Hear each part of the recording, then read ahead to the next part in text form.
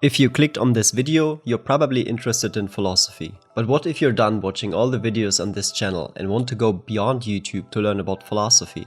In this video, we'll tell you about the most common resources to get information about academic philosophy online. First, there are a couple of blogs that will give you some news about the profession, what is going on with academia and so on, and sometimes some accessible pieces on current philosophical topics. Historically, the blog Leiter Reports is most impactful on the profession of philosophy.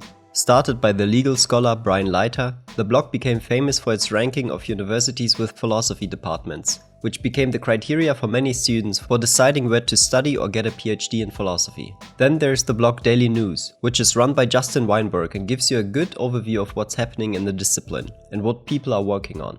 In recent years, both Daily News and Leiter Reports have been dominated by political news regarding the academic situation of universities and philosophy specifically in the US, so you'll probably see a lot about that at the moment. Then there are some blogs where you can read accessible current topics in philosophy. Aeon has a philosophy section that is recommended quite often. 1000 Words Philosophy gives you a good, easy to read overview of philosophical topics. And I would recommend everything that Cliff Sosis is doing at What's It Like to Be a Philosopher. There you can read interviews with philosophers that are currently influential in the field, so you can stay up to date with what is going on. Richard Marshall has a similar site called 3am, where you can find interviews with philosophers. If you want to stay up to date with current academic debates, there are two online encyclopedias that you want to read. First, the Stanford Encyclopedia of Philosophy, short SEP, and the Internet Encyclopedia of Philosophy, short IEP. In my experience, the SEP is a bit more technical and detailed than the IEP, but that might be a matter of taste. But you should note that many of the articles stand in the analytic tradition of philosophy, so it is not representative of all of philosophy and its methods. Still, it is an impressive project that tries to bring philosophy to the world. You can see it referenced in lots of science and philosophy communication all over the internet.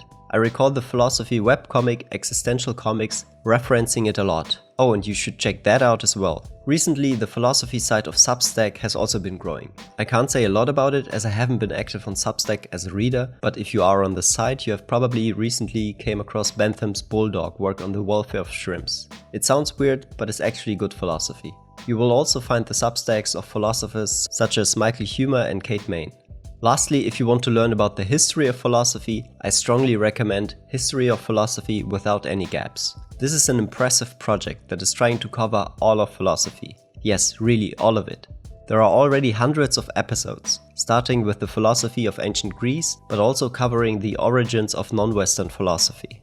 This is probably the best time to get into philosophy if you are interested.